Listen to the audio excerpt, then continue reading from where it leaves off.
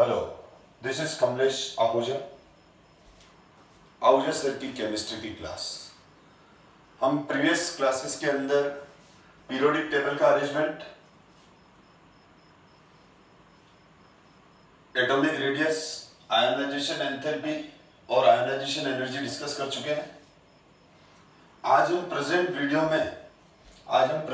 में electron affinity और electron gain enthalpy discuss करेंगे। जैसा कि नाम से क्लियर है कि electron affinity, tendency to gain electron. अगर मैं सिंपली बात करूं कि इलेक्ट्रॉन एफिनिटी क्या है, तो कोई भी एटम कितना जल्दी इलेक्ट्रॉन ग्रैब्स करता है, कोई भी एटम कितना जल्दी इलेक्ट्रॉन गेन करता है, उसको हम इलेक्ट्रॉन एफिनिटी और इलेक्ट्रॉन गेन एंथैल्पी से डिस्कस करते हैं, अंडरस्टैंड करते हैं। मैं सबसे पहले एक नॉन मेटल को डिस्कस कर रहा हूं। जैसे कोई नॉन मेटल है, नॉन मेटल वो होते हैं जिनके जेड इफेक्ट हायर होते हैं। जेड इफेक्ट क्या होते हैं इनके? More. Fluorine, chlorine, bromine, iodine, nitrogen, oxygen, sulphur, ये नॉन मेटल है। इनके इफेक्टिव न्यूक्लियर चार्ज ज्यादा है। इफेक्टिव न्यूक्लियर चार्ज होता है force of attraction on outermost orbit. Outermost orbit के इलेक्ट्रॉन्स तक या आउटरमोस्ट ऑर्बिट तक कितना न्यूक्लियस का फोर्स ऑफ अट्रैक्शन पहुंच रहा है, उसको हम क्या कहेंगे?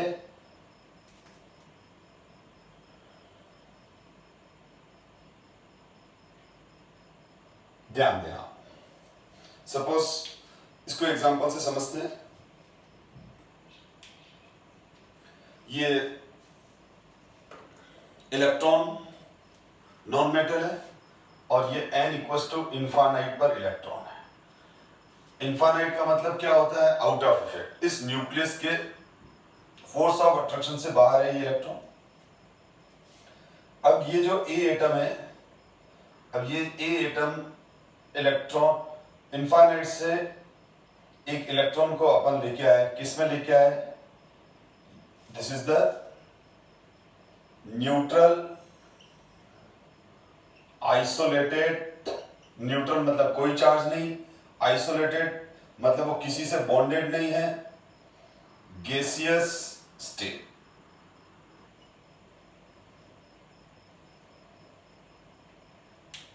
वन मोल सैंपल है, it is one mole sample.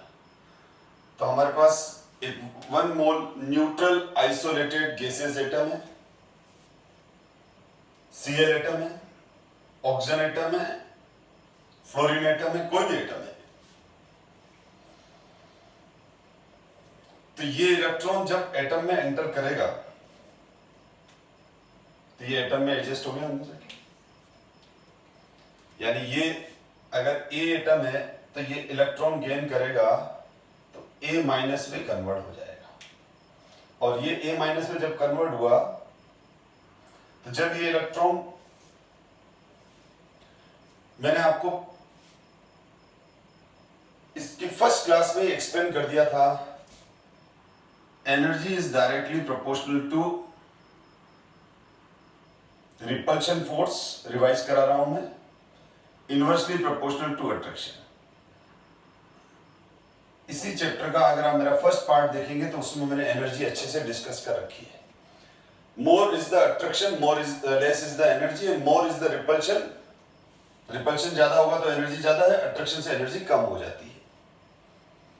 Infinite का मैंने मतलब बताया था आउट ऑफ इफेक्ट, यानी इस इलेक्ट्रॉन पर न्यूक्लियस का फोर्स ऑफ अट्रैक्शन नहीं है। There is no force, no energy. अगर फोर्स नहीं है इलेक्ट्रॉन पर तो उसकी एनर्जी नहीं है, जीरो एनर्जी। तो एट इनफाइनाइट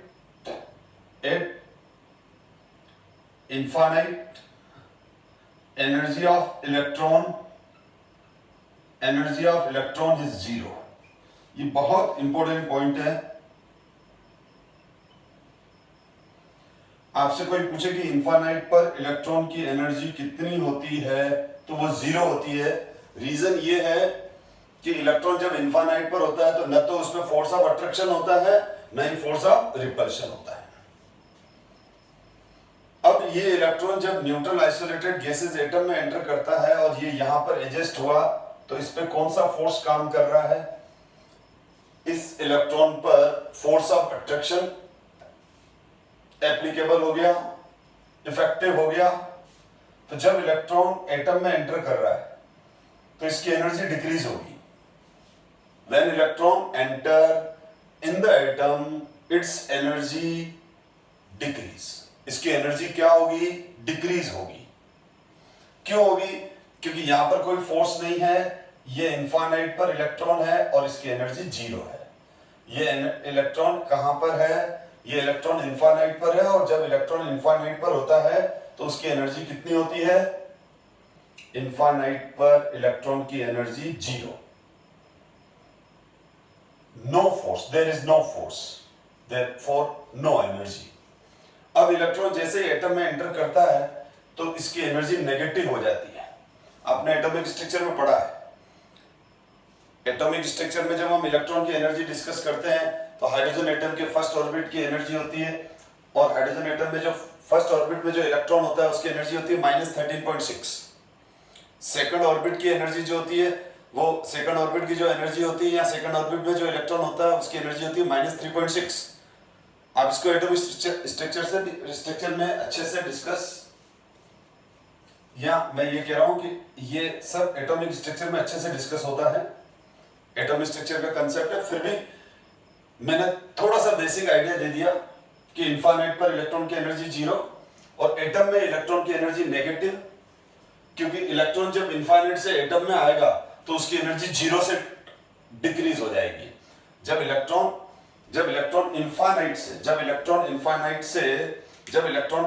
से एटम में आएगा तो उसकी एनर्जी क्या होगी?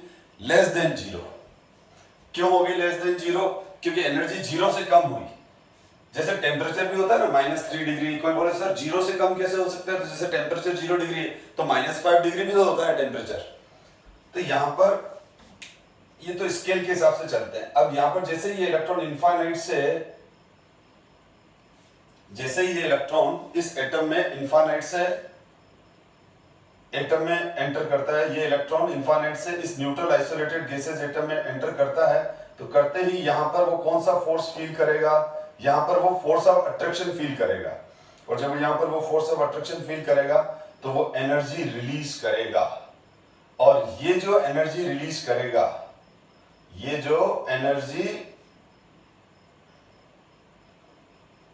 रिलीज करेगा, this energy is called electron gain enthalpy. This energy is called electron gain enthalpy. ये जो है इसकी डेफिनेशन क्या है, समझ में आ रही है आपको? इलेक्ट्रॉन गेन एंथैल्पी का जो सिंबल लेते हैं वो हम लेते हैं delta H, delta EgH।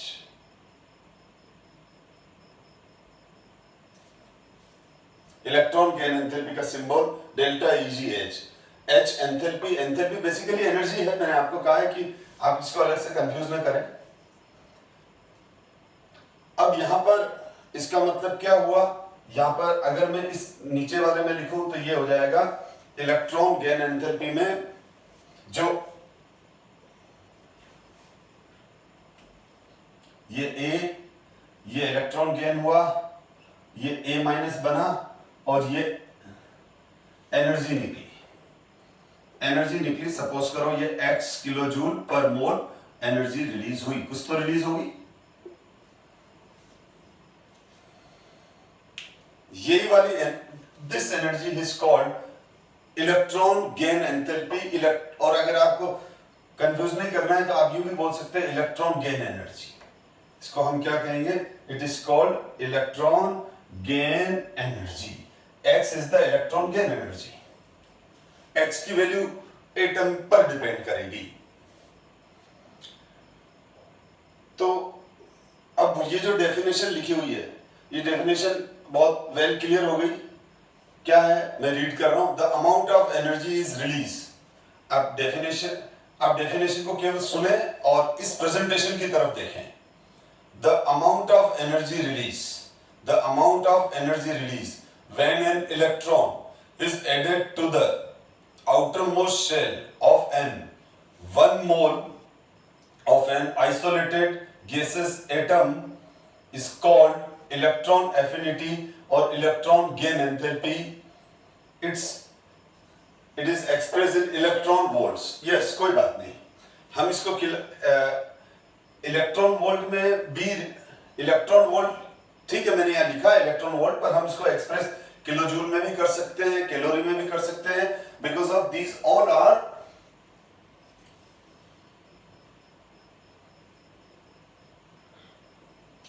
Energy units. यानी जैसे क्योंकि लेकिन हम एटम के अंदर जो एनर्जी के यूनिट यूज करते हैं वो इलेक्ट्रॉन वोल्ट यूज करते हैं, तो ईवी लिख देता हूं मैं। पर अगर आपने, मैं फिर कह रहा हूं, अगर हमने किलो जूल पर मोल लिख दिया तो वो रॉन्ग नहीं है। किलो जूल पर मोल, इलेक्ट्रॉन वोल्ट और कैलोरी, ये डिफरेंट एनर्जी यूनिट है। जैसे किलोग्राम, ग्राम, मिलीग्राम मास की यूनिट है, किलोमीटर, मीटर, सेंटीमीटर लेंथ की यूनिट्स हैं। तो आई थिंक आपको ये समझ में आ गया होगा कि इलेक्ट्रॉन गेन एंथैल्पी एग्जैक्टली होती क्या है।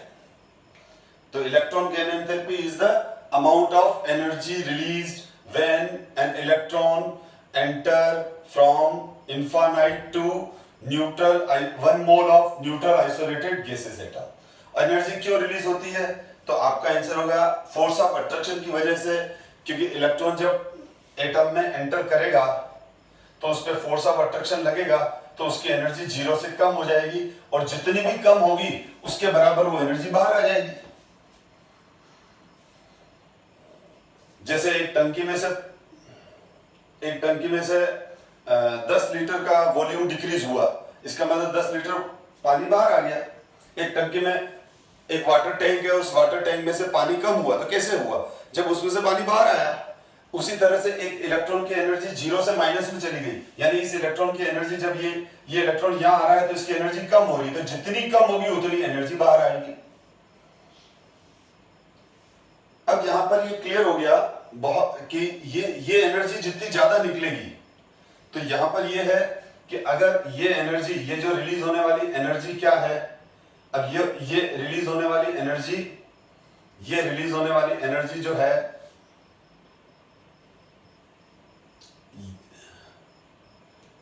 मोर, तो हम बोलेंगे इलेक्ट्रॉन एफिनिटी मोर।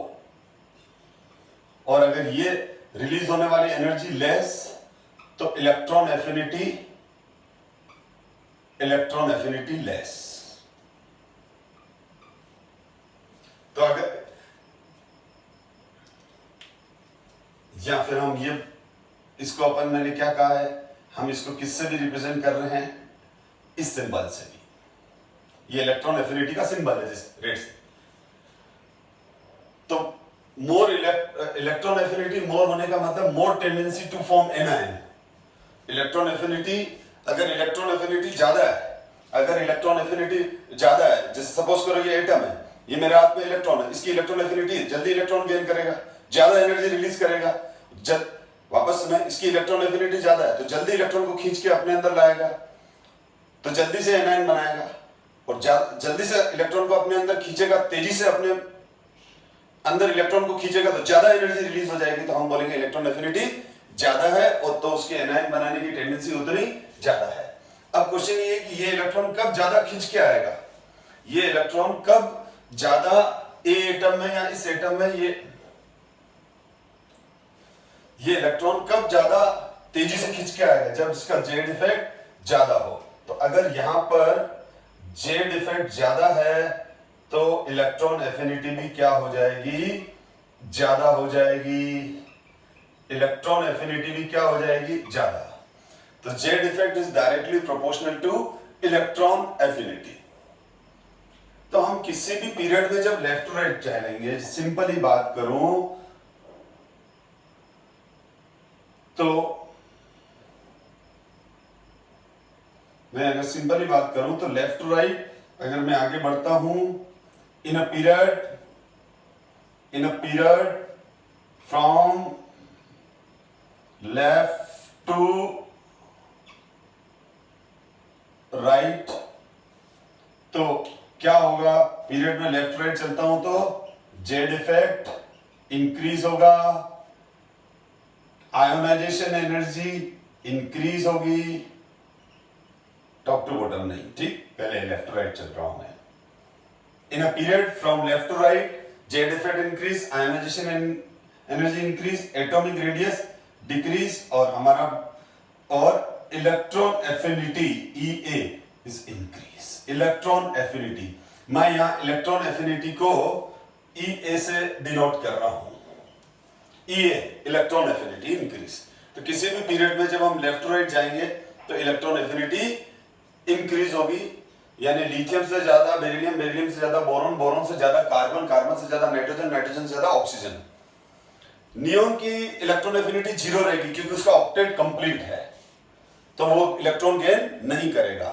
तो ये ध्यान रखना, नोबल गैसेस की इलेक्ट्रॉन एफिनिटी क्या होती है, helium, neon, argon, krypton, xenon की इलेक्ट्रॉन एफिनिटी 0। जो इलेक्ट्रॉन गेन करेगा ही नहीं तो उसकी इलेक्ट्रॉन के टुवर्ड्स एफिनिटी है ही नहीं। दूसरी बात, मेटल्स के जेड इफेक्ट बहुत कम होते हैं, मेटल्स के जेड इफेक्ट बहुत कम होते हैं, तो इनके इलेक्ट्रॉन एफिनिटी भी बहुत कम होती है। मेनली इलेक्ट्रॉन एफिनिटी डिस्कस की जाती है नॉन मेटल्स के लिए, मेनली इलेक्ट्रॉन एफिनिटी डिस्कस की जाती है नॉन मेटल्स के लिए, क्योंकि नॉन मेटल्स का जेड इफेक्ट ज्यादा होता है। Fluorine, chlorine, bromine, iodine, oxygen, sulphur, carbon, nitrogen, phosphorus, इन एलिमेंट्स की लिए इलेक्ट्रॉन एफिनिटी ज्यादा सिग्निफिकेंट है। ये तो हम पूरे पीरियोडिक टेबल के लिए डिस्कस करते हैं। अब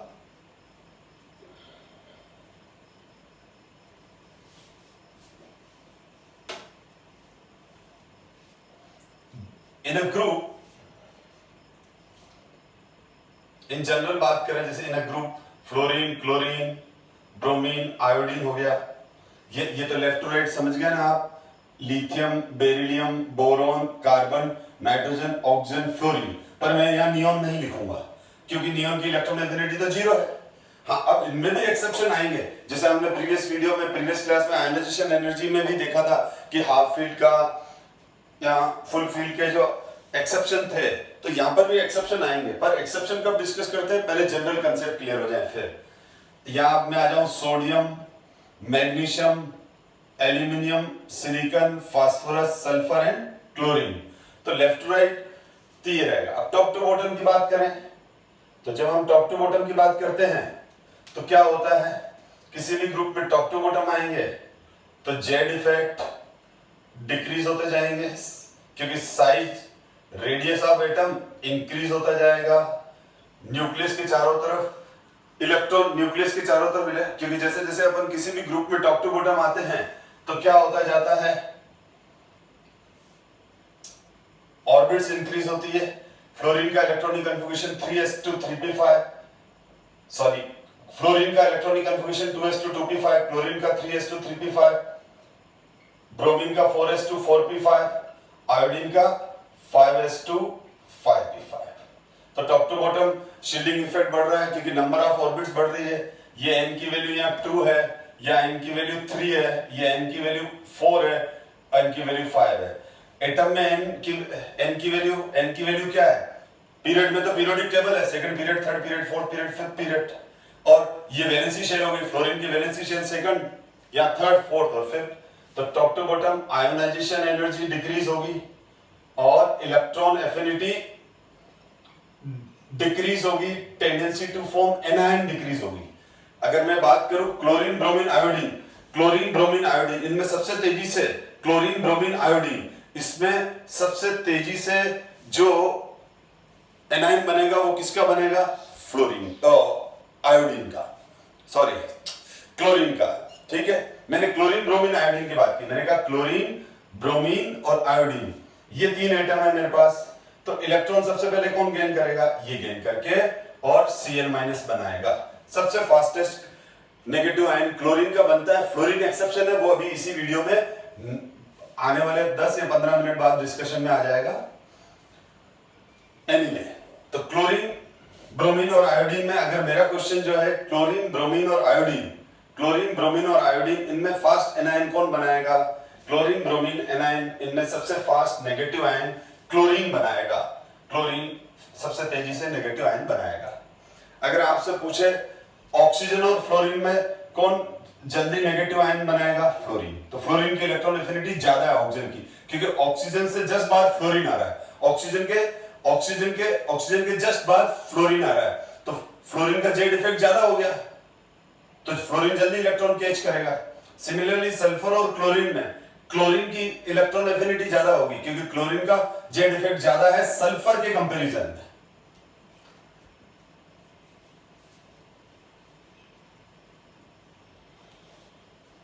अब इसमें ये तो हमने एक जनरल बात कही, इसमें अब सबसे पहली बात तो है ना, थोड़ा सा मैं एंथैल्पी कंसेप्ट को डिस्कस कर रहा हूं। मैं एग्जांपल ले लेता हूं, फॉर एग्जांपल ले लेता हूं, ए बी सी, चलो 3 ले लेते, काफी है। A B C, these are 3 neutral isolated gaseous atom,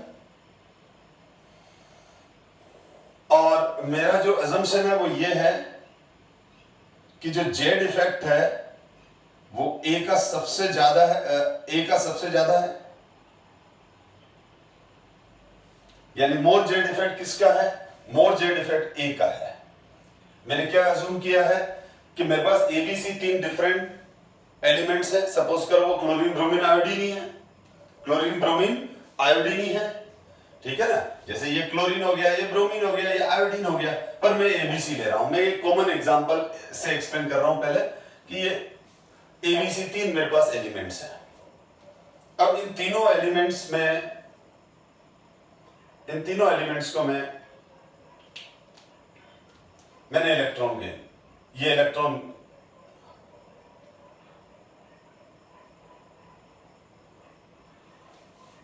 अब अगर जेड इफेक्ट सबसे ज्यादा ए का है तो ए माइनस बनेगा, तो ए बी सी तीनों को मैंने एक साथ इलेक्ट्रॉन दिया, तो सबसे पहले ए माइनस बनेगा, उसके बाद बी माइनस बनेगा, उसके बाद सी माइनस बनेगा।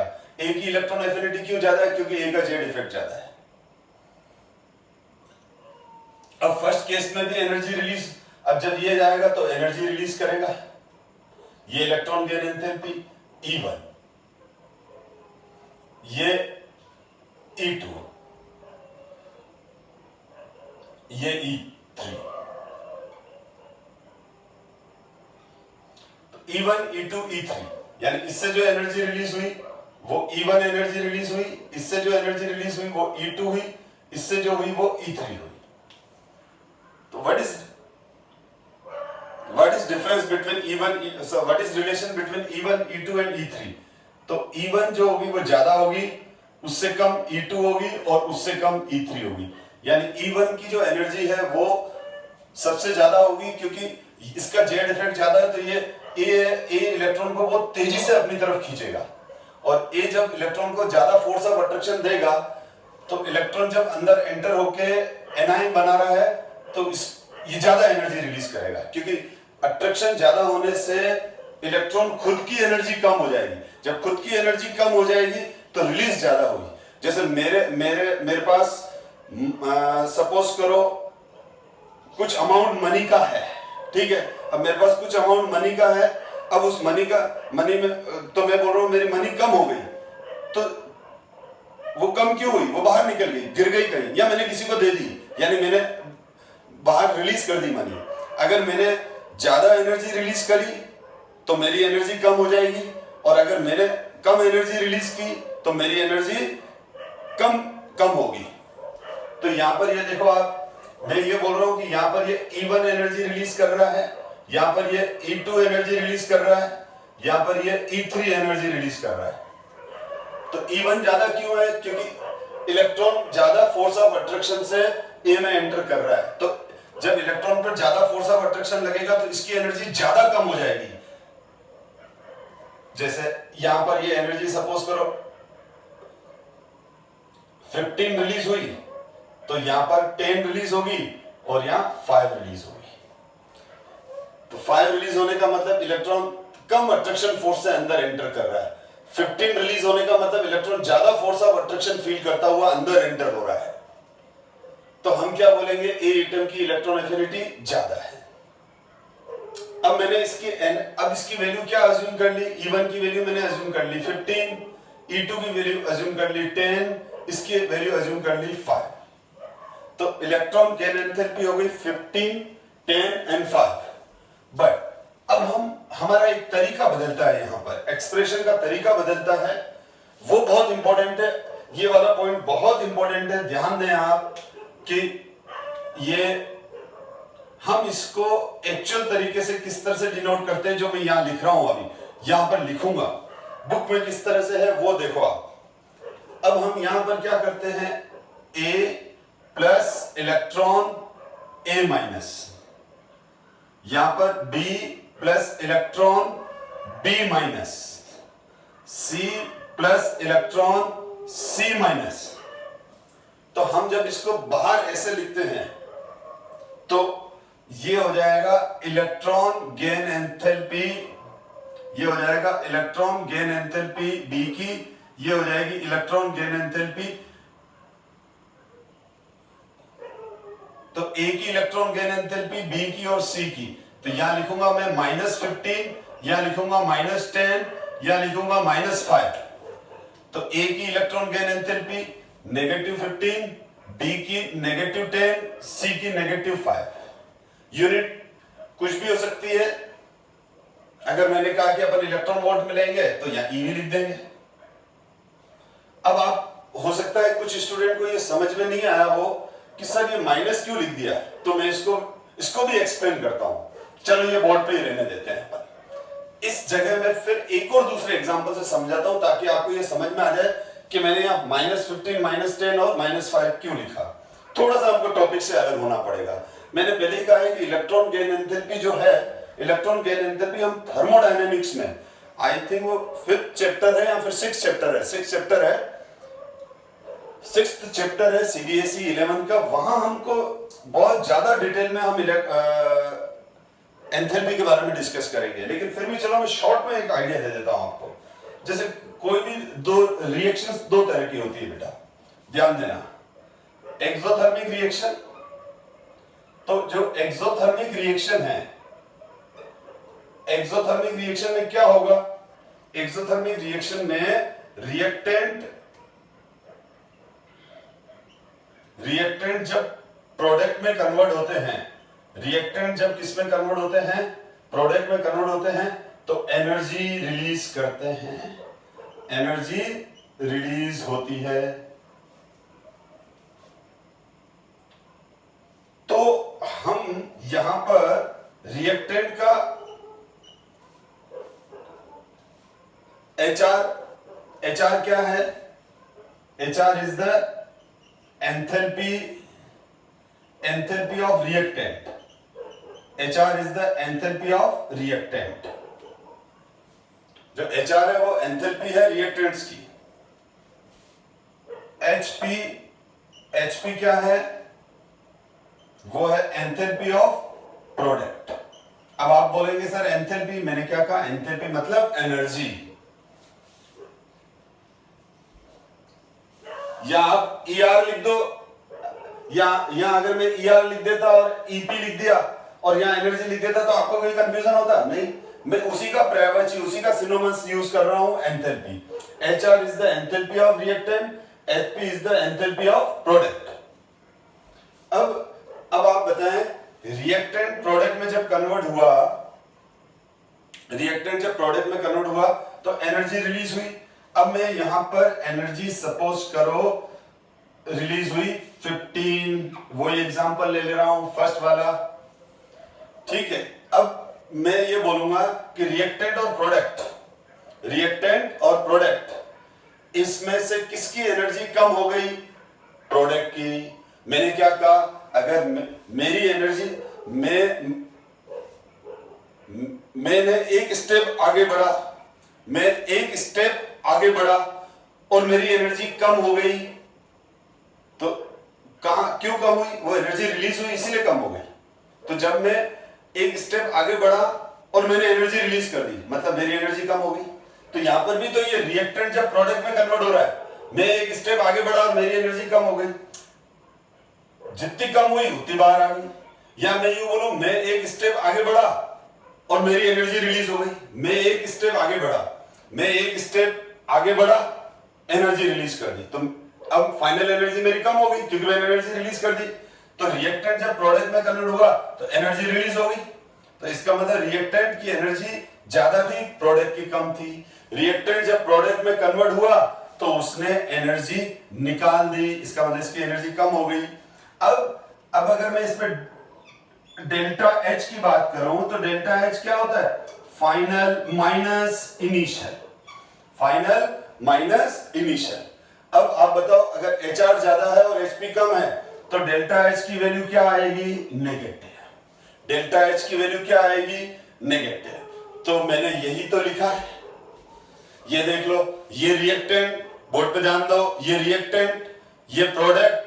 अब रिएक्टेंट जब प्रोडक्ट में कन्वर्ट हुआ तो एनर्जी रिलीज हुई, तो इसका मतलब ए की एनर्जी ज्यादा है कि ए माइनस की एनर्जी ज्यादा है? ए की एनर्जी ज्यादा है, ए माइनस में कन्वर्ट हुआ, 15 एनर्जी रिलीज हुई, तो इसकी एनर्जी कम हो गई।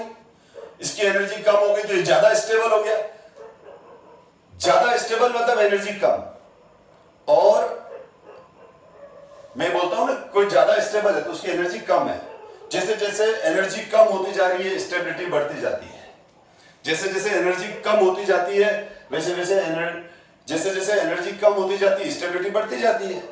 जैसे आप सब जो स्टूडेंट हैं, वो 16-17-18 साल के हैं, आपकी एनर्जी बहुत ज्यादा है, आप में अनस्टेबिलिटी बहुत ज्यादा है क्योंकि आप भागा दौड़ी ज्यादा कर सकते हो। मैं हूं तो मैं 50 साल का हूं तो मेरी एनर्जी कम है, मैं आपके कंपैरिजन में ज्यादा स्टेबल हूं। कोई 70-80 साल का होगा, उसकी एनर्जी और कम होगी, वो और ज्यादा स्टेबल होगा। वो थोड़ी बाइक चलाता हुआ, उड़ता हुआ किसी रोड पे नजर आएगा। आराम से धीरे धीरे हम लोग चलते हैं क्योंकि हम स्टेबल है, हमारी एनर्जी कम है। समझो बात को। तो रिएक्टेंट प्रोडक्ट में कन्वर्ट हुआ, एनर्जी रिलीज हो गई, तो इसका मतलब रिएक्टेंट की एनर्जी ज्यादा है, प्रोडक्ट की कम है। हम जब इसका एंथैल्पी चेंज निकालेंगे, डेल्टा एच क्या है? Enthalpy change. तो delta H equals to product minus reactant, जो कि नेगेटिव आ जाएगा। तो यहां जैसे ए ने इलेक्ट्रॉन गेन किया, ए माइनस में कन्वर्ट हुआ, 15 एनर्जी रिलीज हुई, तो अब मैं इसको ऐसे लिख सकता हूं, -15 हो गई, क्योंकि जब मैं इसका मतलब यहां जो एनर्जी डिफरेंस आया वो कितना आएगा? यहाँ माइनस एक्स की वैल्यू यहां पर कितनी आ जाएगी? दिस माइनस दिस कितना आ जाएगा? यहां आ जाएगा -15, क्योंकि 15 एनर्जी कम हो गई। तो इन दोनों में डिफरेंस कितने का हुआ? 15 का हुआ ना। ये यहां से यहां कन्वर्ट, ये इसमें, ये रिएक्टेंट प्रोडक्ट में कन्वर्ट हुआ तो 15 एनर्जी रिलीज हुई, तो इसकी एनर्जी कितनी कम हो गई? 15। सपोज करो इसकी 100 थी तो इसकी 85 है, तो आप करके देख लो, तो इसकी एनर्जी क्या हो जाएगी? ये हो गया 85 माइनस 100, तो हमारे पास क्या आ जाएगा? -15। आई थिंक आपका कंसेप्ट क्लियर हो गया होगा।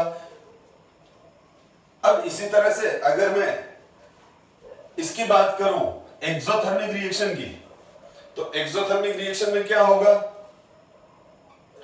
एक्सोथर्मिक रिएक्शन में क्या हो जाएगा? रिएक्टेंट प्लस वो एनर्जी एब्जॉर्ब करेगा और प्रोडक्ट में कन्वर्ट हो जाएगा।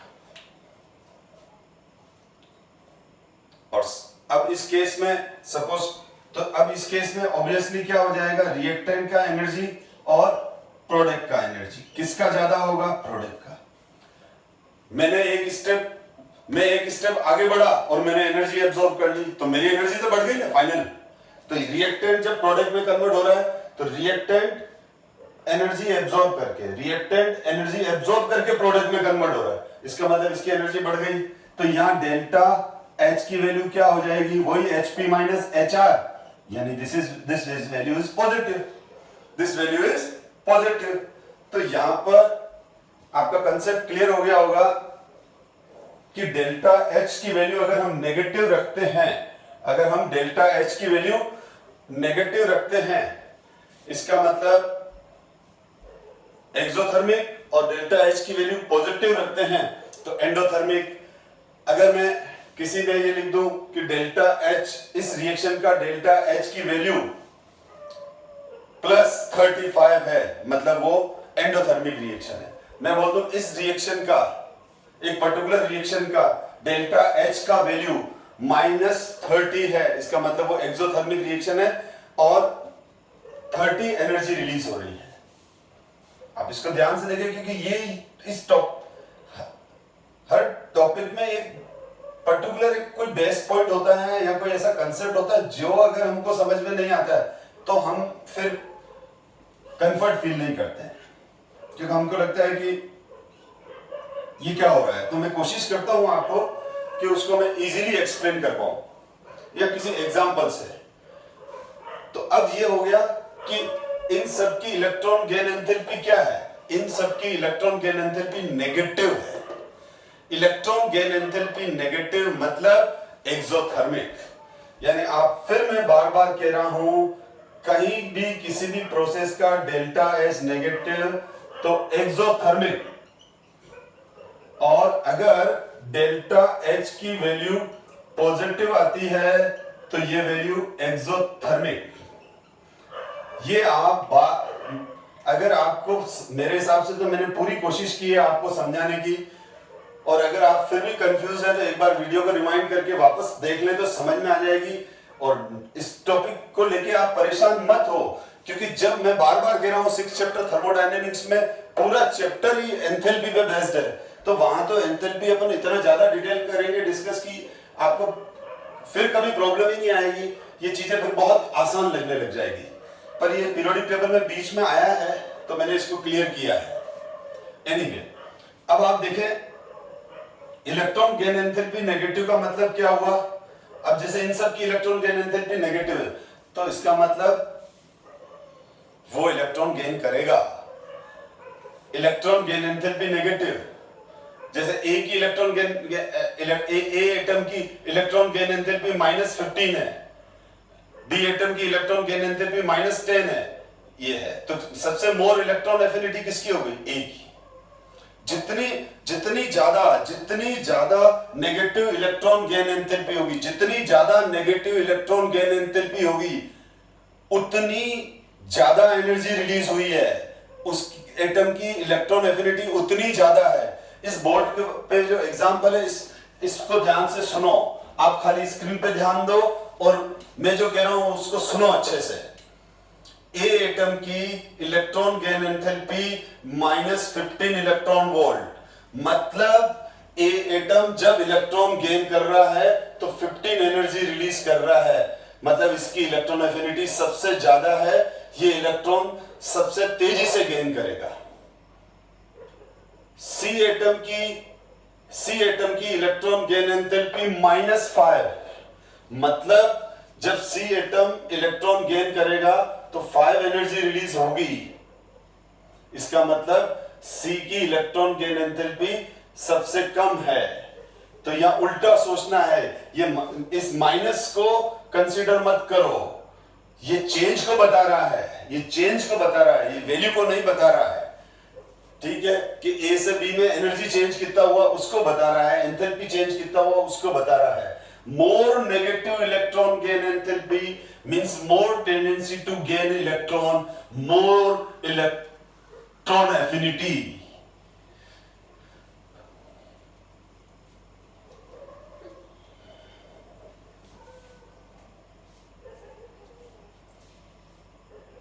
मैं फिर यहां लिख रहा हूं, more negative electron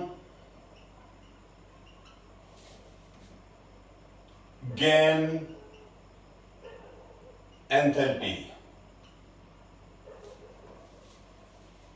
तो आप पढ़ लेते हैं, more negative electron gain enthalpy।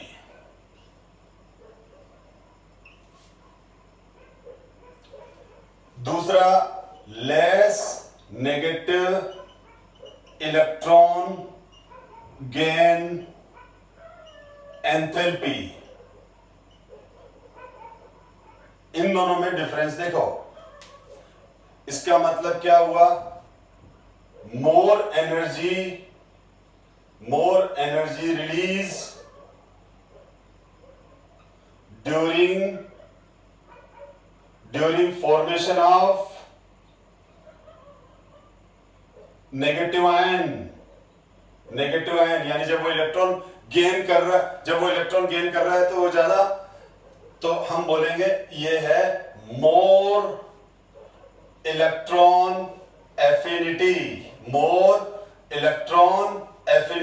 ये मतलब इलेक्ट्रॉन एफिनिटी। यहां क्या हो जाएगा? Less energy release during formation of anion.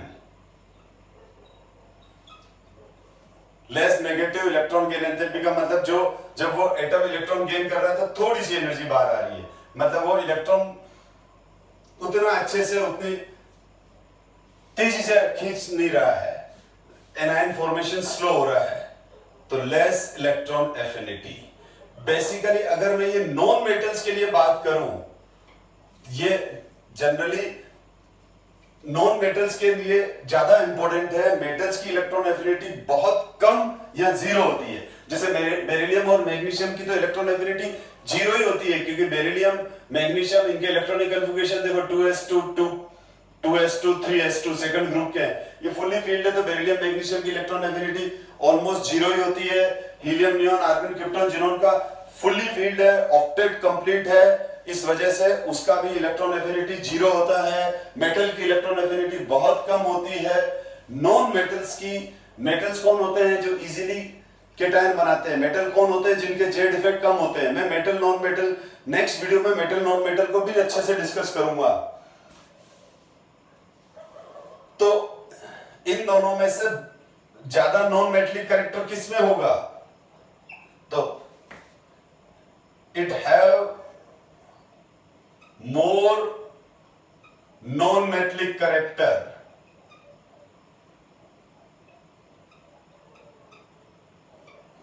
किसमें? इनमें। जिनमें ये है उनकी मोर इलेक्ट्रॉन एफिनिटी है, वो जल्दी से एनायन बनाएंगे। It have more non metallic character. तीसरी बात, मोर रिएक्टिव है ये, मोर रिएक्टिव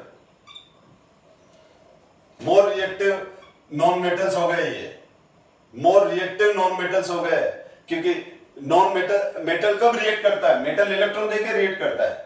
आप देखो lithium, sodium, potassium, rubidium, caesium, कौन जल्दी इलेक्ट्रॉन देगा? सीजियम, क्योंकि हम टॉप टू बॉटम आते हैं, आयोनाइजेशन एनर्जी कम हो जाती है। लिथियम से कम आयोनाइजेशन एनर्जी सोडियम की, सोडियम से कम आयोनाइजेशन एनर्जी पोटेशियम की, पोटेशियम से कम रुबिडियम, रुबिडियम से कम सीजियम की। तो सबसे जल्दी इलेक्ट्रॉन कौन दे देगा? सीजियम। तो रिएक्शन में सबसे जल्दी कौन एंटर करेगा? सीजियम। सबसे कम आयोनाइजेशन एनर्जी किसकी है? सीजियम की। तो जिसकी आयोनाइजेशन एनर्जी जितनी कम होगी मेटल की, वो मेटल उतना मोर रिएक्टिव होता है, क्योंकि मेटल इलेक्ट्रॉन देके रिएक्शन में एंटर करते हैं। NaCl बना तो Na+ है ना, उसमें NaCl बना तो Na+ है, तो सोडियम ने इलेक्ट्रॉन दिया है। तो जो नॉन मेटल जितना जल्दी इलेक्ट्रॉन देगा हम बोलेंगे वो उतना मोर रिएक्टिव है। इसीलिए जिस मेटल की आयोनाइजेशन एनर्जी जितनी कम होगी हम बोलेंगे वो उतना मोर रिएक्टिव मेटल है। अब मैं आ रहा हूं नॉन मेटल पे, जो बोर्ड पर है। नॉन मेटल क्या होते हैं? नॉन मेटल वो होते हैं जो इलेक्ट्रॉन लेके रिएक्शन में एंटर करते हैं। जैसे NaCl बना तो Na+Cl-, तो क्लोरीन ने इलेक्ट्रॉन लिया ना, क्लोरीन ने इलेक्ट्रॉन लिया। अब जब क्लोरीन ने इलेक्ट्रॉन लिया है तो अगर कोई नॉन मेटल जितना जल्दी इलेक्ट्रॉन ले लेगा तो हम बोलेंगे वो जल्दी रिएक्शन में एंटर कर गया। तो इसका मतलब ये हुआ जिसका more negative electron gain enthalpy है, उसकी मोर इलेक्ट्रॉन एफिनिटी है, उसकी more tendency, more energy release during formation of anion है। इसमें नॉन मेटलिक कैरेक्टर ज्यादा है। ये वाले जल्दी से एनायन बनाएंगे, ये वाले जल्दी एनायन फॉर्मेशन फास्ट होगा इनका। और अगर मैं यहां बात करूं तो ये less negative electron gain enthalpy है, ये लेस मतलब लेस इलेक्ट्रॉन एफिनिटी है, less energy release during formation of anion होगा। इट हैव, अब मैं इसके लिए क्या लिखूंगा, इनमें लेस नॉन मेटलिक कैरेक्टर होगा, लेस नॉन मेटलिक कैरेक्टर होगा इसमें। ये लेस रिएक्टिव नॉन मेटल्स हैं, इनका एनाइन फॉर्मेशन स्लो होगा। एनाइन फॉर्मेशन क्या होगा, इनका स्लो होगा। उनका एनाइन फॉर्मेशन क्या होगा, ज्यादा होगा। ये एक तरह से थोड़ा सा डिफरेंस कर लिया मैंने।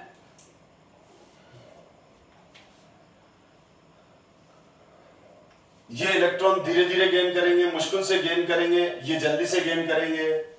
आप इसको देख लें, नहीं तो स्क्रीन को पॉज करके एक बार इसको अच्छे से देख लें। कोई चीज समझ में नहीं आए तो उस समय वीडियो को पॉज कर लें, थोड़ा सा रिमाइंड कर लें, वापस देख लें। और इस तरह का कोई प्रेजेंटेशन बनाऊं तो उस पर वीडियो को पॉज करके स्क्रीन को थोड़ी सा देख के सोच के फिर आगे बढ़े।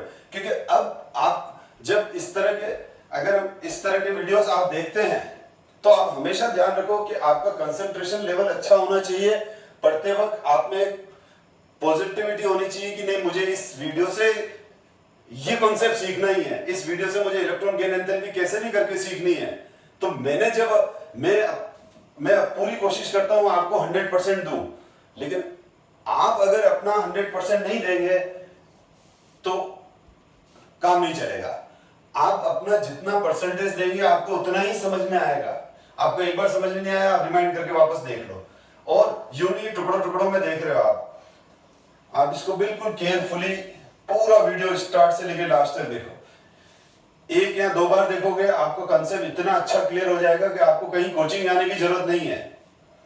पर ये तभी पॉसिबल है जब आप में वो जीन होनी चाहिए, वो पेशेंस होना चाहिए, ठीक है।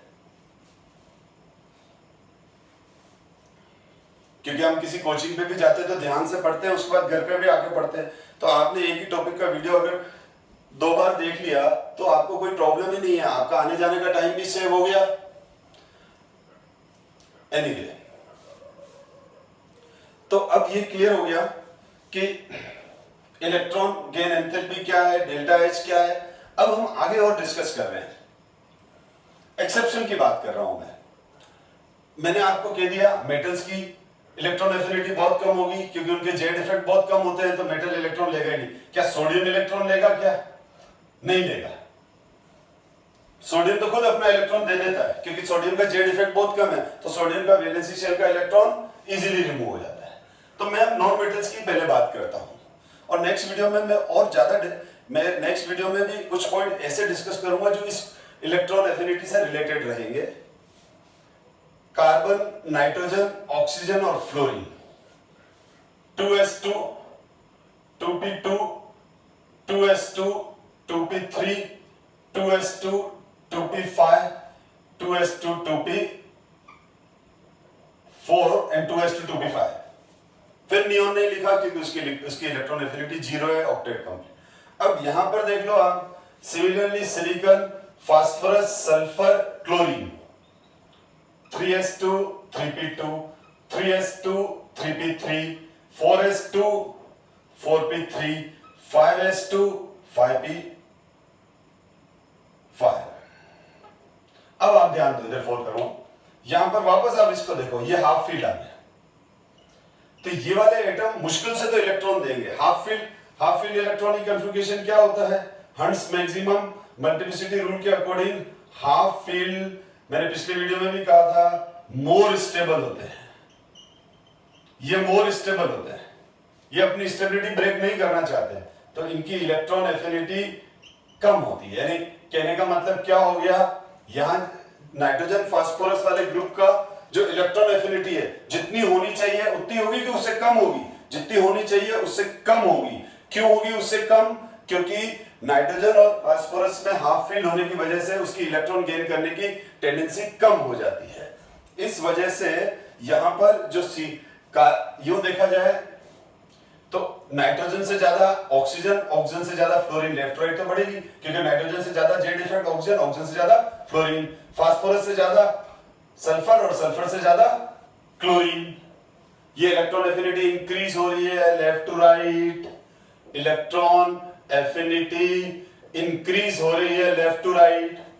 अब हमको लग रहा था कि कार्बन यूं होगा, नहीं, नाइट्रोजन की इलेक्ट्रॉन एफिनिटी कम हो जाती है, नाइट्रोजन की इलेक्ट्रॉन एफिनिटी कम हो जाती है किससे? कार्बन से। जबकि होनी क्या चाहिए थी? होनी तो ये चाहिए थी, ट्रेंड के हिसाब से लेफ्ट टू राइट बढ़ रही है, left to right, left to right, left to right बढ़ रही है। लेकिन यहां पर ये ट्रेड डिस्टर्ब हुआ। क्यों डिस्टर्ब हुआ? क्योंकि नाइट्रोजन में हाफ फील्ड होने की वजह से उसका इलेक्ट्रॉन एफिनिटी कम हो गया। फास्फोरस का ये होगा नहीं। क्यों नहीं होगा? क्योंकि फास्फोरस में हाफ फील्ड है तो उसकी इलेक्ट्रॉन एफिनिटी कम हो गई। तो ये ध्यान रखना आप, नाइट्रोजन और फास्फोरस की जो हम एक्सपेक्ट करते हैं इलेक्ट्रॉन एफिनिटी उतनी है कि उससे कम है, उससे कम है। रीजन क्या दोगे?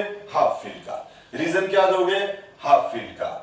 अब तो एक तो एक्सेप्शन, आप इस चीज का ध्यान रखो। फिर अनदर पॉइंट डिस्कस करें हम, या एक और इंपॉर्टेंट जो मेनली आपको एग्जाम में आएगा, मतलब मैं इसलिए बोल रहा हूं ऐसा, रीजन ये है क्योंकि ये बहुत इंपॉर्टेंट क्वेश्चन है और स्टूडेंट बहुत बार इस क्वेश्चन को समझ नहीं पाते। ये हम बात कर रहे हैं कार्बन, नाइट्रोजन, ऑक्सीजन, फ्लोरीन। कौन सा पीरियड है? सेकंड पीरियड के नॉन मेटल्स हैं ये। मैंने नॉन मेटल्स की बात करूंगा क्योंकि नॉन मेटल्स ही इलेक्ट्रॉन गेन करते हैं, इसीलिए नॉन मेटल्स को अपन इलेक्ट्रोनेगेटिव एलिमेंट्स भी बोलते हैं। मेटल्स को इलेक्ट्रोपॉजिटिव एलिमेंट्स बोलते हैं क्योंकि वो केटायन बनाते हैं। मेटल्स को इलेक्ट्रोपॉजिटिव एलिमेंट्स बोलते हैं क्योंकि मेटल केटायन बनाते हैं। नॉन मेटल्स को इलेक्ट्रोनेगेटिव एलिमेंट्स बोलते हैं क्योंकि वो एनायन फॉर्म करते हैं। हम किसी भी पीरियड में लेफ्ट टू राइट चलते हैं, साइज डिक्रीज हो रही है, दिख ही रहा है। हम किसी भी पीरियड में जब लेफ्ट टू राइट आगे बढ़ते हैं तो साइज डिक्रीज होता है। टॉप टू बॉटम आएंगे तो ऑब्वियसली साइज बढ़ेगा, ठीक है, ये बड़े हुए साइज हो जाएंगे। एनीवे, अब सेकंड पीरियड के साथ इलेक्ट्रॉन एफिनिटी का एक एक्सेप्शन है। किस कार्बन के वैलेंसी शेल में कितने इलेक्ट्रॉन्स हैं? कार्बन के वैलेंसी शेल में 4 इलेक्ट्रॉन है, 1 2 3 4, 1 2 3 4 5। नाइट्रोजन में 5। लेफ्ट राइट मूव करते हैं तो valency shell remain same, number of valency electrons increase 1 by 1। Oxygen में 6 हो गए, फ्लोरीन में 7, 1 2 3 4 5 6 7। एक तरह से फ्लोरीन का जो वैलेंसी शेल का इलेक्ट्रॉनिक क्लाउड है वो काफी ज्यादा कंप्रेस्ड हो गया, काफी छोटा हो गया। तो यहां देखो, लेफ्ट राइट साइज डिक्रीज होता जा रहा है, लेफ्ट राइट साइज डिक्रीज होता जा रहा है, इधर तो साइज डिक्रीज होता जा रहा है और साथ में इलेक्ट्रॉन्स पर साइज डिक्रीज होता जा रहा है और वैलेंसी शेल में इलेक्ट्रॉन बढ़ते जा रहे हैं। यानी जगह एक तरह से मैं क्लासरूम को तो छोटा करता जा रहा हूं और उसमें स्टूडेंट के नंबर बढ़ाता जा रहा हूं, तो डेफिनेटली क्लास कंजेस्टेड होने लग जाएगी।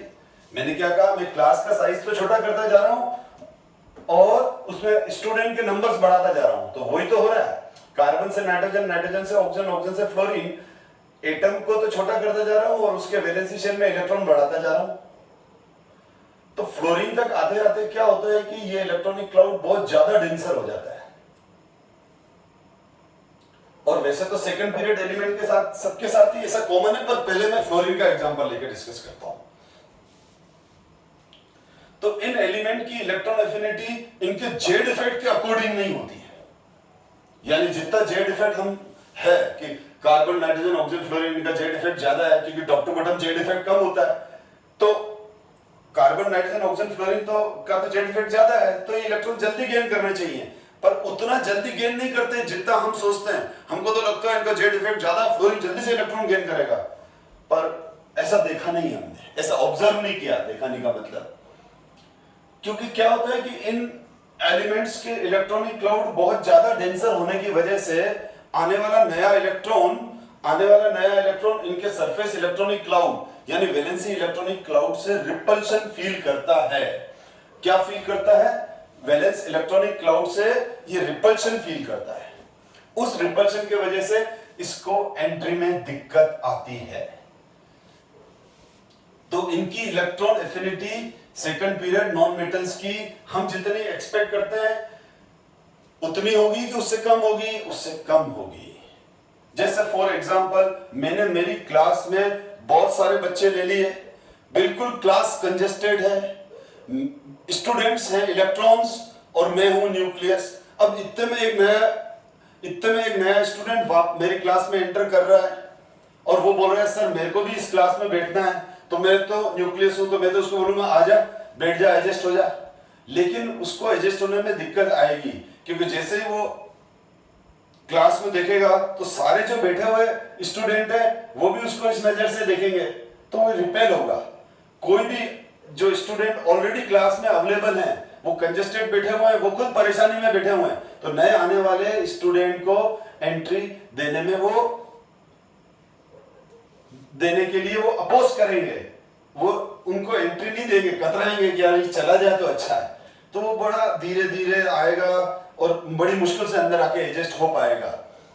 तो उसी तरह से फ्लोरीन का साइज बहुत ज्यादा छोटा है और फ्लोरीन का साइज बहुत ज्यादा छोटा होने की वजह से उसका सरफेस इलेक्ट्रॉनिक क्लाउड ज्यादा डेंसर है और सरफेस इलेक्ट्रॉनिक क्लाउड ज्यादा डेंसर होने की वजह से उसमें आने वाला इलेक्ट्रॉन थोड़ा मुश्किल से एडजस्ट होता है एज कंपेयर टू क्लोरीन।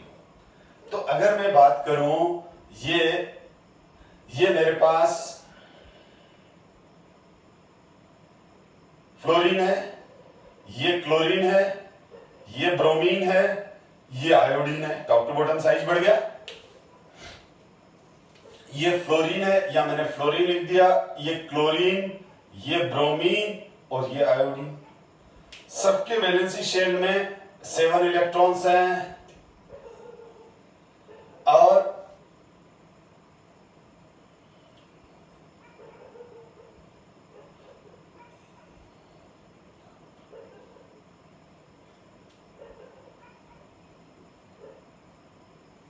तो कुल मिला के क्या हुआ? अब अगर अपन यूं चल रहे हैं तो इन जनरल तो हम क्या बोल रहे हैं, top to bottom Z effect decrease हो रहा है, फ्लोरीन का जेड इफेक्ट सबसे ज्यादा है।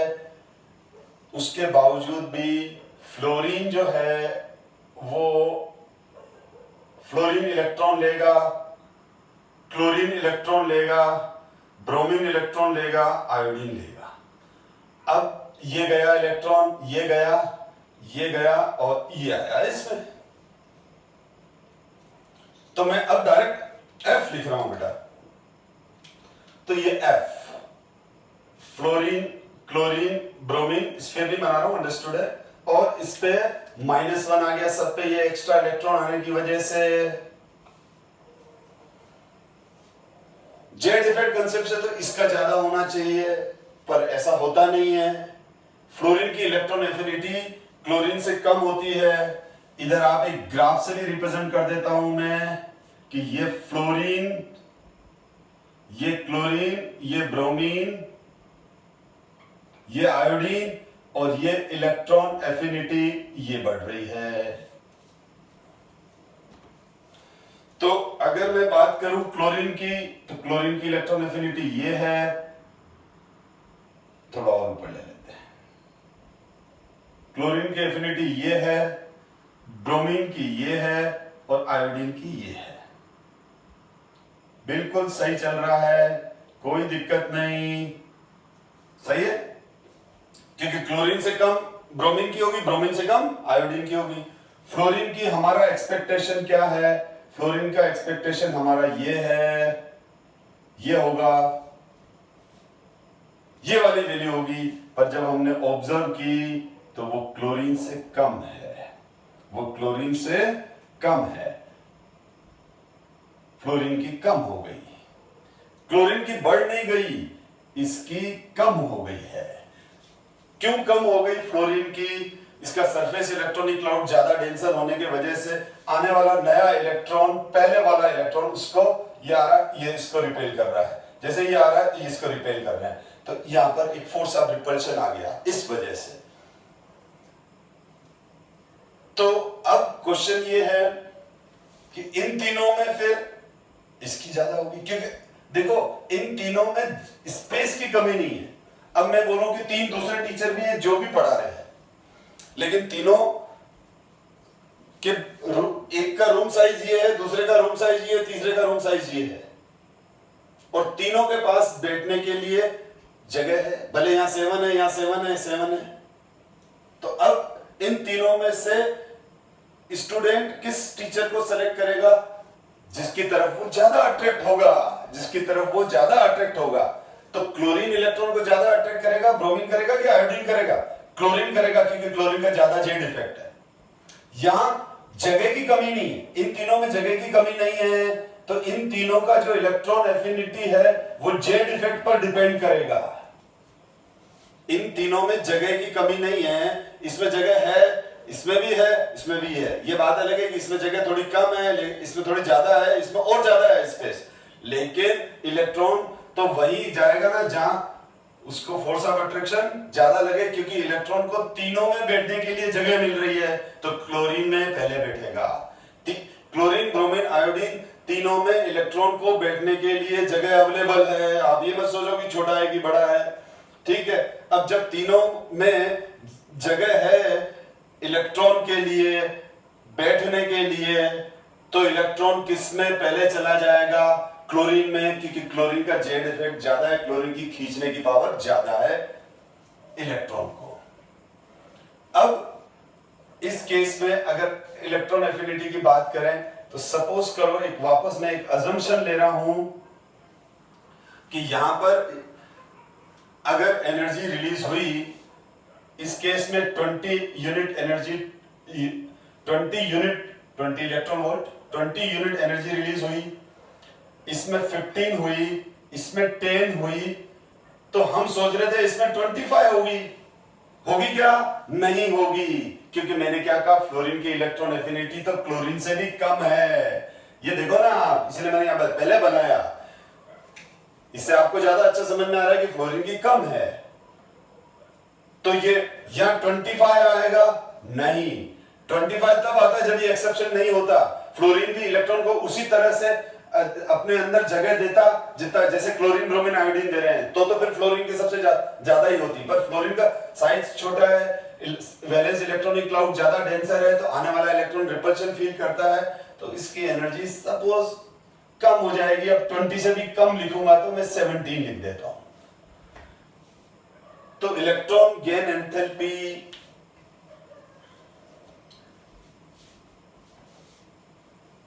के टर्म में मैं लिखूं, यानी कैसे? अब मैं इसको ऐसे भी लिख सकता हूं, देखो आप, जो मैंने अभी बताया एबीसी वाला एग्जांपल करके, फ्लोरीन इलेक्ट्रॉन ले रहा है, F माइनस में कन्वर्ट हो रहा है, क्लोरीन इलेक्ट्रॉन ले रहा है, Cl माइनस में कन्वर्ट हो रहा है, ब्रोमीन इलेक्ट्रॉन ले रहा है, Br माइनस में कन्वर्ट हो रहा है, आयोडीन इलेक्ट्रॉन ले रहा है, I माइनस में कन्वर्ट हो रहा है।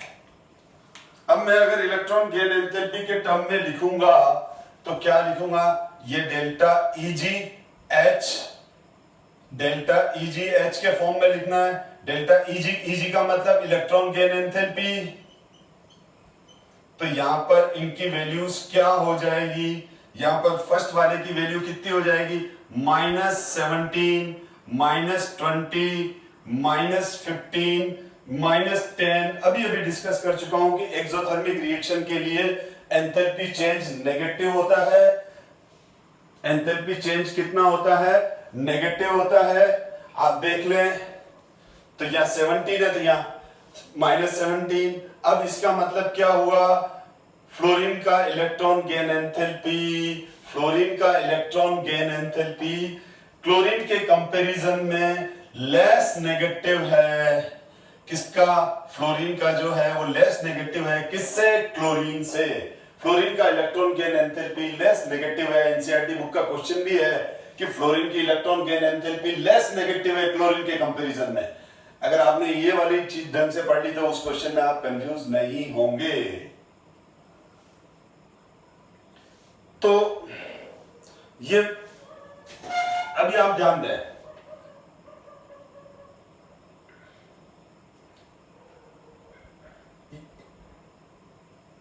ये है एनसीईआरटी का क्वेश्चन जो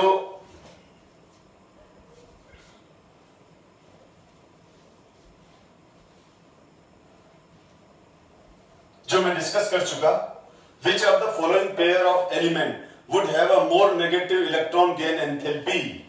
ठीक है, किसकी मोर इलेक्ट्रॉन नेगेटिव? तो अब मैंने अभी जैसे बताया फ्लोरीन की, जस्ट अब फ्लोरीन की कितनी बताई, फ्लोरीन की और क्लोरीन की। ये तो फ्लोरीन के लिए लिख रहा हूं मैं, और ये किसके लिए लिख रहा हूं, क्लोरीन के लिए लिख रहा हूं। तो फ्लोरीन की कितनी है, जस्ट जो अभी अजम्पशन लिया वो वाली वैल्यू मैंने अभी बताई, इसकी -17 है और इसकी -20 है। तो इन दोनों में से किसकी लेस नेगेटिव हुई, इसकी तो हुई मोर नेगेटिव और इसकी हुई लेस नेगेटिव। तो क्वेश्चन समझ में आ गया। Which of the following pair of element would have a more negative electron gain enthalpy. NCERT book का क्वेश्चन है, आप इंडेक्स एक्सरसाइज में देखें, मैं नंबर बोल रहा हूं अभी इसका 10 के बाद, 10 से 25 के बीच में ये कोई क्वेश्चन है। तो फ्लोरीन, तो हम लिखेंगे कि मोर नेगेटिव इलेक्ट्रॉन किसकी है, क्लोरीन की है, मतलब क्लोरीन जल्दी इलेक्ट्रॉन गेन करेगा। क्यों करेगा, तो उसके लिए हमको फ्लोरीन का रीजन लिखना पड़ेगा कि फ्लोरीन का साइज छोटा होने की वजह से उसका सरफेस इलेक्ट्रॉनिक क्लाउड ज्यादा डेंसर है, तो आने वाला इलेक्ट्रॉन रिपल्शन फील करता है। तो ये क्लियर है। अब इसका फर्स्ट पोर्शन ये देखो आप, ऑक्सीजन और फ्लोरीन में, तो ऑक्सीजन और फ्लोरीन की बात करूं मैं, तो ये इलेक्ट्रॉन गेन एंथैल्पी इसका ऑक्सीजन का, और ये इलेक्ट्रॉन गेन एंथैल्पी फ्लोरीन का। अब आप ये दोनों तो एक ही पीरियड के एलिमेंट है, ऑक्सीजन और फ्लोरीन तो दोनों नेबर है, दोनों का साइज छोटा है, ऑक्सीजन भी छोटा है फ्लोरीन भी छोटा है, तो ये कॉमन फैक्टर तो आएगा ही नहीं। ऑक्सीजन का भी इलेक्ट्रॉनिक क्लाउड डेंसर है, फ्लोरीन का भी डेंसर है। तो अब इस केस में जेड इफेक्ट काम आएगा। तो अब यहां पर क्या हो जाएगा, यहां पर जो हम आंसर लिखेंगे वो आंसर ये लिखेंगे कि जो ऑक्सीजन की क्या हो जाएगी, लेस नेगेटिव हो जाएगी, और फ्लोरीन की मोर नेगेटिव हो जाएगी। Is it clear? रीजन ये है, जो जेड इफेक्ट है, इफेक्टिव न्यूक्लियर चार्ज है, ऑक्सीजन एटम का और फ्लोरीन एटम का, किसका ज्यादा है, effective nuclear charge fluorine atom का ज्यादा है। साइज तो दोनों का छोटा है। और यहां पर फिर बोल रहा हूं मैं, डेल्टा एच और डेल्टा ईजी। तो यहां पर क्या होगा, यहां पर इन दोनों केस में फिर मोर नेगेटिव कौन हो जाएगा, मोर नेगेटिव ये होगी, ये लेस नेगेटिव होगा, क्लोरीन मोर नेगेटिव हो जाएगा। यहां क्या लिखोगे, due to small, very small size, very small size, very small size. तो ये बुक का क्वेश्चन था। एनीवे, हम वापस आ रहे हैं। अब आपको अभी तक का जो डिस्कशन है उससे ये कंसेप्ट भी क्लियर हो गया जो हम डिस्कस कर चुके हैं। Thus, higher the energy release in the process of taking up an extra electron, thus A से A माइनस बना, और क्या बोल रहा है, हायर एनर्जी रिलीज हुई। Thus, higher energy release in the process of taking up an extra electron, the higher will be the electron affinity. Higher the value of electron affinity of an atom, the more is its tendency to change into anion. इस language में इस statement में अब आपको कोई problem नहीं होनी चाहिए, क्योंकि बार बार मैंने ये चीज इस वीडियो में डिस्कस की है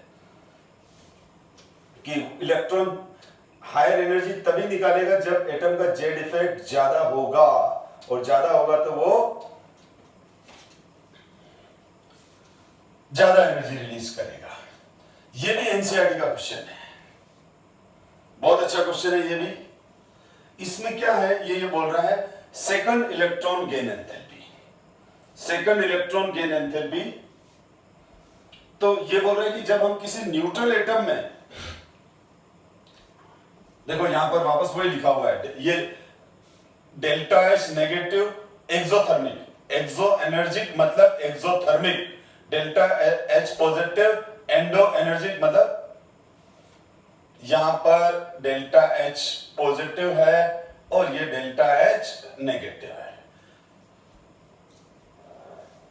अभी आप इसको मत देखो थोड़ी देर के लिए, इसको मत देखो, इसको छोड़ो।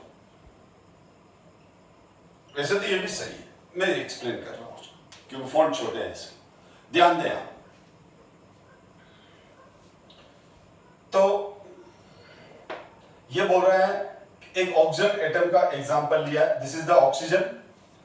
अब ये फिक्स हो गया, ये पॉइंट क्या है मैं क्लियर कर दूं।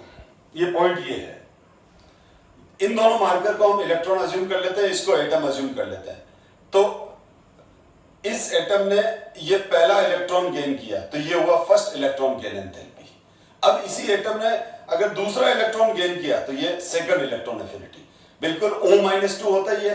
तो ऑक्सीजन की कितनी इलेक्ट्रॉन गेन एंथैल्पी होगी, फर्स्ट वाली सेकंड वाली। इसी तरह से नाइट्रोजन की कितनी इलेक्ट्रॉन गेन एंथैल्पी होगी, 3, क्योंकि नाइट्रोजन के वैलेंसी शेल में 5 इलेक्ट्रॉन है, 8 करने के लिए इसको 3 इलेक्ट्रॉन गेन करने हैं। तो जब नाइट्रोजन फर्स्ट इलेक्ट्रॉन गेन करेगा तो फर्स्ट इलेक्ट्रॉन एफिनिटी, दूसरा करेगा तो सेकंड इलेक्ट्रॉन एफिनिटी, तीसरा करेगा तो थर्ड इलेक्ट्रॉन एफिनिटी।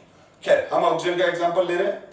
अब ऑक्सीजन का जब इलेक्ट्रॉन ले रहे हैं ऑक्सीजन का, तो ऑक्सीजन की 2 इलेक्ट्रॉन एफिनिटी होगी, क्योंकि ऑक्सीजन के वैलेंसी शेल में 6 इलेक्ट्रॉन्स हैं तो वो 2 इलेक्ट्रॉन गेन करेगा। ऑक्सीजन के वैलेंसी शेल में 6 इलेक्ट्रॉन्स हैं तो वो 2 इलेक्ट्रॉन गेन करेगा, पहला दूसरा। अब जब वो पहला इलेक्ट्रॉन गेन किया, एनर्जी रिलीज होगी, क्योंकि ऑक्सीजन नॉन मेटल है, जेड इफेक्ट अच्छा है, इलेक्ट्रॉन तेजी से खींच के अंदर जाएगा और एनर्जी रिलीज हो जाएगी फोर्स ऑफ अट्रैक्शन की वजह से। पर अब जब दूसरा इलेक्ट्रॉन जाएगा, जब दूसरा इलेक्ट्रॉन इसमें जाएगा, तो जो पहले से प्रेजेंट इलेक्ट्रॉन है, यानी अब ये नेगेटिव चार्ज हो गया, ये नेगेटिव चार्ज है। अब इस नेगेटिव चार्ज के अंदर जब इलेक्ट्रॉन जाएगा, नेगेटिव चार्ज के अंदर जब इलेक्ट्रॉन जाएगा, तो इलेक्ट्रॉन पे भी तो नेगेटिव चार्ज होता है, तो ये लाइक चार्जेस हो गए, ये नेगेटिव, ये नेगेटिव, ये दोनों, ये भी नेगेटिव चार्ज है, ये भी नेगेटिव चार्ज है। अब जैसे ही इस नेगेटिव के अंदर इलेक्ट्रॉन एंटर करेगा तो ये रिपल्शन फील करेगा। इस रिपल्शन को ओवरकम करने के लिए हमको धक्का देना पड़ेगा, पुश करना पड़ेगा, यानी एनर्जी देनी पड़ेगी।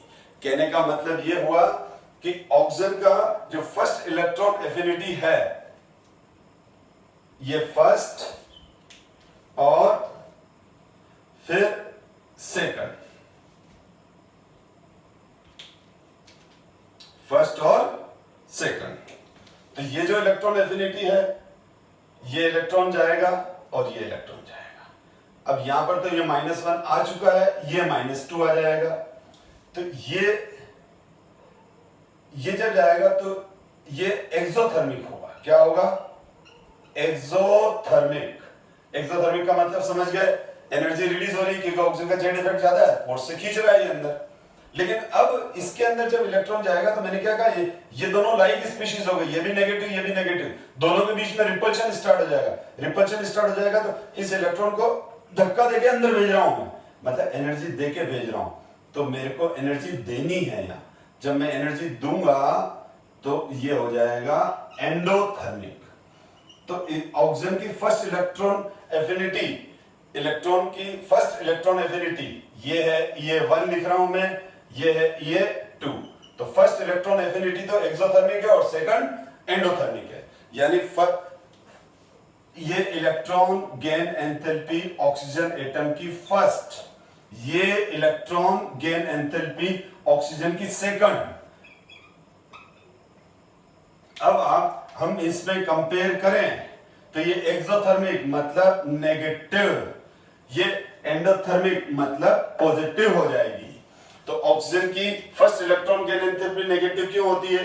तो आप लिखोगे कि इलेक्ट्रॉन गेन एंथैल्पी नेगेटिव का मतलब एक्सोथर्मिक। तो ऑक्सीजन, न्यूट्रल ऑक्सीजन एटम, इसका जेड इफेक्ट ज्यादा है, नॉन मेटल है, ये इजीली इलेक्ट्रॉन गेन करेगा, इलेक्ट्रॉन को अपनी तरफ अट्रैक्ट करेगा, इसलिए एनर्जी रिलीज होगी। सेकंड केस में फर्स्ट इलेक्ट्रॉन एफिनिटी के बाद, मतलब इस फर्स्ट इलेक्ट्रॉन के एंटर के बाद ये नेगेटिव आयन बन गया, ये भी नेगेटिव है, इलेक्ट्रॉन भी नेगेटिव, ये भी नेगेटिव। अब ये दोनों लाइक चार्जेस हो गए, तो ये एक दूसरे को रिपेल कर रहे हैं, तो इसको एनर्जी देके अंदर घुसाना पड़ेगा। इस वजह से O-2 बनते समय हमको एनर्जी देनी पड़ेगी, तो सेकंड इलेक्ट्रॉन गेन एंथैल्पी इसकी पॉजिटिव होगी। तो आपको ये ध्यान रखना है कि अगर हम किसी भी स्पीशीज के अंदर धक्का देके एनर्जी फोर्स लगा के अगर इलेक्ट्रॉन को भेज रहे हैं, जनरली वो नेगेटिव आयन में भी होता है, कुछ मेटल्स और नोबल गैसेस में भी इलेक्ट्रॉन गेन एंथैल्पी पॉजिटिव होती है। इलेक्ट्रॉन गेन एंथैल्पी पॉजिटिव का मतलब हम उसके अंदर जबरदस्ती इलेक्ट्रॉन डाल रहे हैं। तो अगर आपसे कोई पूछे कि नोबल गैसेस की electron affinity 0, okay, electron affinity का मतलब होता है टेंडेंसी टू गेन इलेक्ट्रॉन, वो नहीं कर रहा है तो 0। बट अगर इलेक्ट्रॉन गेन एंथैल्पी के टर्म में बात करें तो नोबल गैसेस की electron gain enthalpy highly positive है। ये हाइपोथेटिकल बात कर रहा हूं, मतलब ये हुआ कि नोबल गैसेस के अंदर इलेक्ट्रॉन जाएगा नहीं, जस्ट बुक में क्वेश्चन दिया हुआ है, इसीलिए मैं ये बोल रहा हूं कि एक नोबल गैस है तो उसमें इलेक्ट्रॉन जाएगा नहीं। ये इलेक्ट्रॉन जाएगा नहीं, जाएगा। क्यों नहीं जाएगा? क्योंकि ये नोबल गैस का ऑक्टेट कंप्लीट है, तो जबरदस्ती ठोक ठोक के अपन ने इसको अंदर डाला, मतलब अपन ने एनर्जी दी। तो नोबल गैसेस की इलेक्ट्रॉन एफिनिटी हाईली पॉजिटिव होती है। उसका रीजन ये है कि वो ऑक्टेट कंप्लीट है, वो इलेक्ट्रॉन लेगा ही नहीं। मैं बोल रहा हूँ इलेक्ट्रॉन नहीं ले रहा, तो ठोक ठोक के लिए अपन ने डाला, मतलब बहुत सारी एनर्जी देके दिया। मैंने क्या कहा, मैं हाइपोथेटिकल बात कर रहा हूं क्योंकि ये क्वेश्चन है बुक के अंदर कि नोबल गैसेस की electron gain enthalpy highly positive क्यों होती है, मतलब वो इलेक्ट्रॉन लेते नहीं है, जबरदस्ती देना पड़ता है। इसका मतलब ये मत समझना कि नोबल गैसेस इलेक्ट्रॉन लेके नेगेटिव आयन बनाएगी, नहीं बनाएगी। मैंने क्या कहा, ये हाइपोथेटिकल बात करी हुई है बुक के अंदर कि वो इलेक्ट्रॉन जबरदस्ती लेगा, उस तो हम बोलेंगे उसका इलेक्ट्रॉन गेन एंथैल्पी पॉजिटिव है। अब हम इलेक्ट्रॉन एफिनिटी को कंप्लीट कर चुके हैं। आप देखें, ये टॉपिक क्लियर हो गया। ये वाला मैं डिस्कस कर चुका कि दस हायर द एनर्जी रिलीज, ज्यादा एनर्जी रिलीज होने का मतलब ये हो गया कि उसकी इलेक्ट्रॉन एफिनिटी ज्यादा है, वो जल्दी इलेक्ट्रॉन गेन करेगा। फिर मैंने कहा था आपको शॉर्ट नोट्स प्रोवाइड कर दूंगा, तो ये इनर्ट गैसेस के लिए लिखा हुआ है। ये सब पॉइंट वही है जो मैं अभी डिस्कस कर चुका हूं। आप पोस्ट करके नोट्स कॉपी कर सकते हैं या एग्जाम में कैसे लिखना है ये लिख सकते हैं। और एक इलेक्ट्रॉन एफिनिटी की डेफिनेशन दूसरी भी है, वो ये है when an electron is added to a 1 mole of an neutral isolated gas atom to convert it into a negative ion. यहां तक तो कॉमन है। The enthalpy change,